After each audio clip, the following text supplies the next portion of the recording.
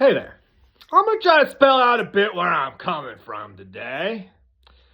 And first, we'll start with kind of a little overview of, well, a little comparison of the mainstream philosophy I was taught in school, and then a position that I think makes more sense here, okay? So we're just going to give a little crude overview, a little basic premise here explained, okay? Just one way to talk about it here. All right, so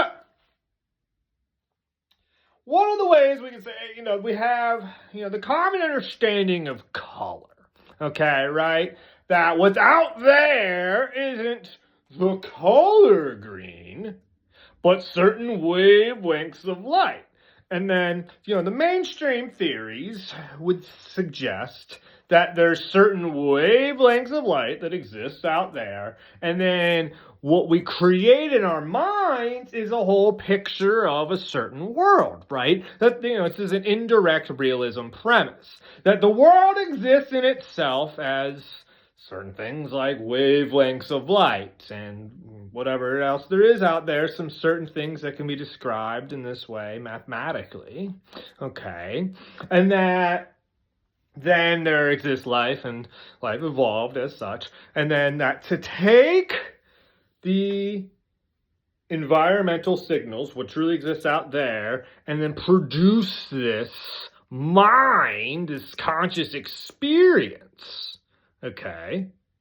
Right? So we have wavelengths of light, and then we have we have the reality as it exists out there, which they would say, is things like wavelengths of light, something that can be described mathematically as such.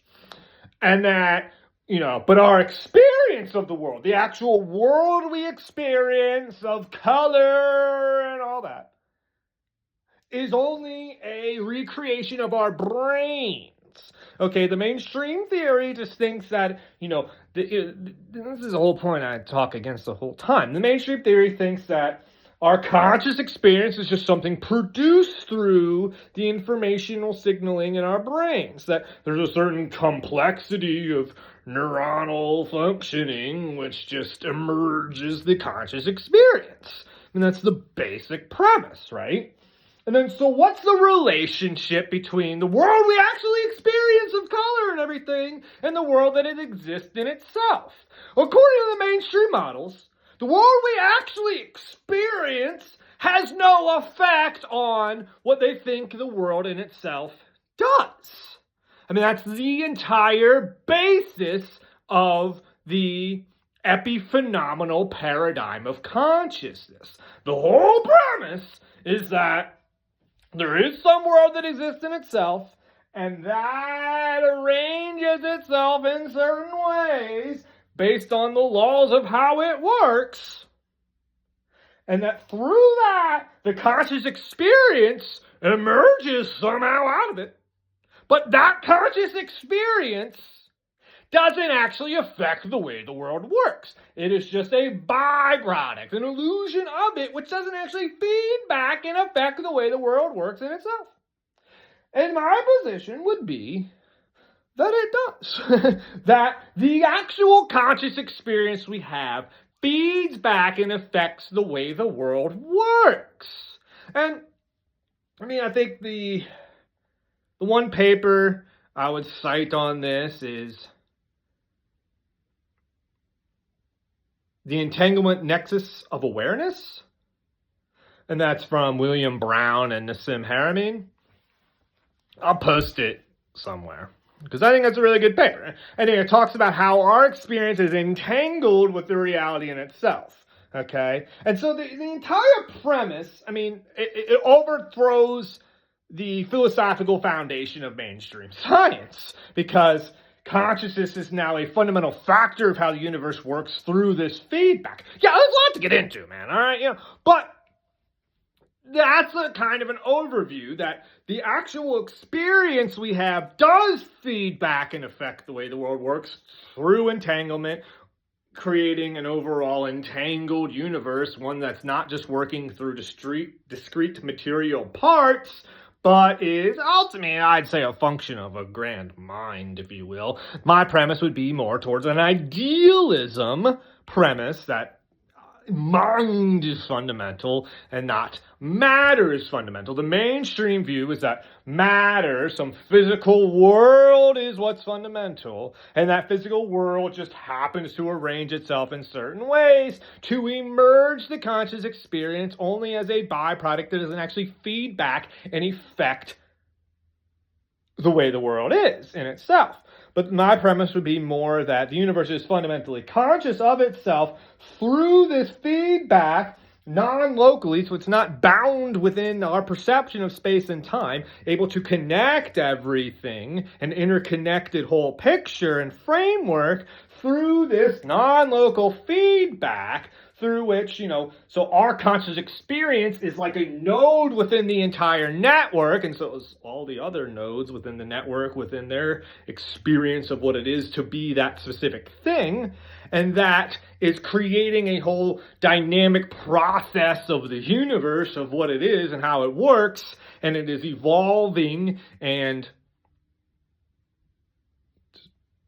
manifesting itself, or working through that interconnected feedback rather than just sort of like a linear progression of just material states hitting each other, following whatever kind of material laws it would be. Okay? And so, that's pretty big. And so, part of it also deals with, so, as I was saying earlier, the mainstream models describe it mathematically, whereas the model I'm talking about, which I mostly base off of Nassim Haramein, generalized holographic approach. I've read a lot of his papers, studied a lot of his work, pretty extensively. And that's, really what I base my models on. And so part of what that is, it's all, the matter isn't in itself. It's all part of the fluctuations of the vacuum states. And this vacuum is the balanced geometry. I do have it. I was going to say, I'm going to see if I kind of have my little tools here. So,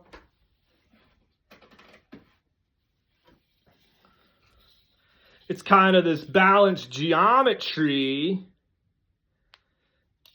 That's the vacuum state, right? And this overlapping sphere hacking. These are all pretty cool.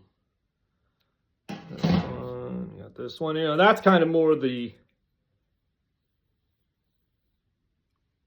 three-dimensional. I mean, I guess this is three-dimensional, but it's like spheres, right? And that's beyond our perception of space and time, which then twists itself, creating these various nodes within it of feedback connected through its non-local information signaling framework. Okay, and so, this is positing a mathematical, a geometric foundation to the quantum vacuum through which everything comes out of. And this is ultimately existing, it makes more of a Platonic perspective of mathematics rather than one that thinks mathematics is something just discovered or made up by humans. Okay, that's kind of basic. And, the math, the forms exist beyond space and time and exist conceptually as these ideas of, what this perfect geometry would be, and it twists in on itself, and that's what creates the various nodes within the field, creating that feedback and information exchange. And so, we kind of could say the reality in itself then, let's say, of the mainstream models is just something they could describe mathematically, which they don't posit a foundation of in terms of the Platonic forms at all, because, well, that would be getting close to spirituality and overthrow the entire materialistic, physicalistic paradigm, which says that there's nothing outside the physical in itself. But this, of course, would be saying, yeah, there is Platonic forms and the fundamental geometry of everything. That's kind of it, right? And so, still we could describe it mathematically, geometrically, but it also works non-locally to connect everything. And so we could also think of it in this way, where I'm going to really go with this here, okay, is so then we have, I'm trying to just throw in this whole conspiracy here. I mean, okay, just work with me here because I really want to get this idea out of here, right? So we're going with, we could think of it as reality in itself as this sort of interconnected fractal framework of geometry that can build these various nodes, these toruses within the field where the information is going, in and out of the field, or, from each node. Each node is like a torus within the field. It is the field, but it's the field going in on itself and then coming back out, kind of spreading its information through each node as each point of feedback within it. And so there can also be kind of nodes within nodes, okay? And that's just kind of like how things work, our bodies, are made of cells, which are made of things, and, it's create tissues and organs, and, right? And so it's each, you are a person, and you're made of other little entities, and then together we make societies and everything, and right? And so that creates these nodes within the field of within nodes within the field, and it creates this non-local signaling feedback systems over and above the sum of their parts. I've covered this elsewhere. The mainstream models don't think a system can be over and above the sum of its parts because the basic materialistic framework doesn't have that kind of non-local connectivity. I said that funny. Connectivity. It's a fun word to say. All right. Okay. All right. Okay. I did it again. Okay. Where are we here? So, all right. Yeah. All right. Okay. That's all this guy's been saying after he said connectivity. So, here's where I really want to go with this. Hey, explaining all that was good. I've explained that 100 different ways.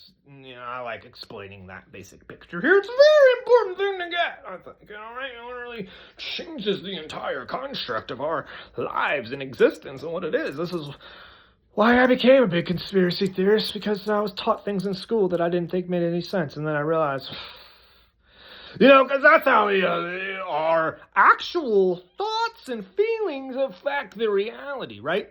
And so where we're going with this is, so there is a reality in itself, which we could, think of as basically these geometry forms. Well, the forms, where, in what sense do the forms exist, and then what sense do we have the reality in itself? So we could say the reality in itself is these types of like wavelengths of light, which then, but we then perceive a certain world, but then the forms in themselves, as in like the Platonic forms, wouldn't necessarily exist as a particular geometry that we would experience on a particular geometric of them, but then the forms could exist as the perfect geometry through which the particular ones sort of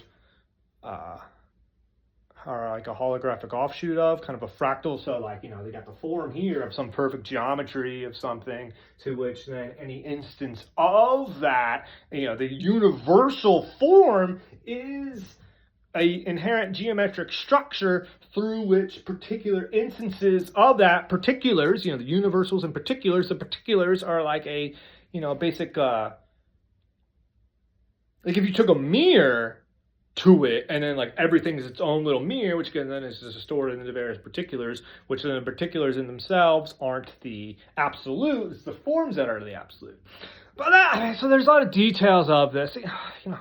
I get on trying to make these videos and explaining some of the most complicated topics of all time, and then I get caught up in it. It's just like, well, yeah, you bit off a lot here. This is really big though. I'm just trying, I just make, I type out and I can think through, and then I edit, and then I realize, wait, I don't know what the hell I'm saying here. And then I have to go back and think, and then I read stuff, and then I go back, so when you write, you can actually take your time and make sure you're really precise. But then when you make videos, but then I like making videos, because then I can do, but when you make videos and do the voices, and then, the little gestures, and right? Okay. So part of where I want to go with this, okay, right, we got a lot of big philosophy to work out here, right? Yeah, for sure. What the extent of the forms, and then what's the reality beyond the forms, which creates the particular instances off the quantum vacuum fluctuations. Yeah, a lot to take in here, a lot to talk about. But one thing I wanted to go with this is so it's like our society, everything's kind of like these geometric patterns within the field, right? And so like we create a society or even any kind of group, and that creates a geometric pattern in the field, okay? And it's like we also think of it that there's this field of vibrations and geometry out there, and then we have our particular perceptions. And so then we think of like other types of beings, like non-human intelligence, like very advanced non-human intelligence. To what extent would they exist, and to what extent would what would their perceived reality be? Because we could say, we only have our perceived reality. And then think about like how we only see a certain small percentage of the electromagnetic spectrum, visible light, and we only hear a certain percentage of the acoustic spectrum, right? And so there's all this going on, and we only see and hear a small part of it, right? And then so we think of certain non-human intelligence, advanced non-human intelligence, and they exist just as much within the reality itself, just as much within the whole geometric field as we would.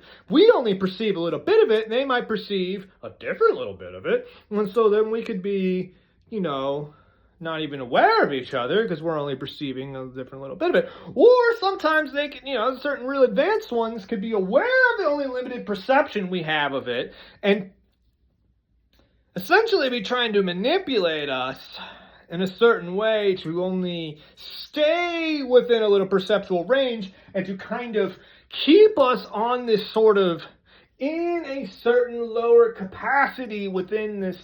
So our whole society, let's say, creates, everything's this nodes and vibrations and all this. And so each person, has their own, it's just, everything is this little node, all these little nodes within the field, which have this certain geometry and information sharing of the geometry with, and the geometry is like a vibration within the field. It's kind of the same thing of how the geometry of the field works, which creates the vibration and the frequencies, right? The frequencies and vibration all come down to, the geometry of it, right? Okay, now that's my understanding. And so there's definitely a relation between it all, right? And so it's like we perceive a certain world, but we exist within a whole fractal array within this little thing here. And it seems to me like, and this is, why I think it's certain non-human intelligence, because, that's kind of what they, all the ancient stuff talks about certain non-human intelligence from, like, a different vibration. That's in the, got the book over here, like, Thoth, the Hermetic Tablets, I believe. Emerald Tablets. Yeah, and, I believe the 8th book. And so, it says stuff like that, right? Like, well, what? Okay. And so, I think it's like everything creates these different geometries in the field, and then it's like kind of a fractal geometry where it's like, so all your little cells and whatever are vibrating in a certain way, and that creates you, which is another like geometric torus vibration within the field. And there's certain impositions within our society which try to inhibit our functioning and proper full vibrational structures within the field. They're trying to impose certain limiting beliefs, certain fear, all this stuff, bombard us with all of this to affect our vibrational structures within the field because somehow they benefit from that. And so there's also these sort of these geometries like our society, and then they benefit from keeping our society and the individuals within the society, because if you control every node, you control the whole bigger node that all the little nodes feed into the system over and above the sum of those parts. And so I think they're trying to manipulate us in that way. But we have all the power. We can control our own vibration all the time. You just got to not listen to what they tell you, that's for sure.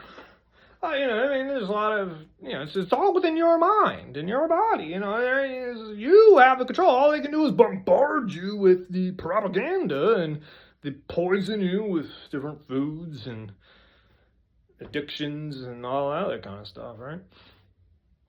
But that's kind of what I was about. There's more, how it's all, the building off of the geometries in the field, and our societies like this geometry in the field. And I think kind of what's going down is, possibly some good help is like breaking down those toxic geometric structures in our world and helping build back up better, vibrant geometry, vibrant vibrations, yeah, sure, within the field. And then, so what's really going on here? There's a lot to go on. Now I just kind of rambled on a little bit, but I kind of wanted to get that out there a little bit. Didn't do as quite as how I wanted to do it, but I went somewhere. I got 20 minutes out. I thought that was kind of interesting. It's you kind of have to see it as, there's the reality in itself of a certain geometry and vibration, and how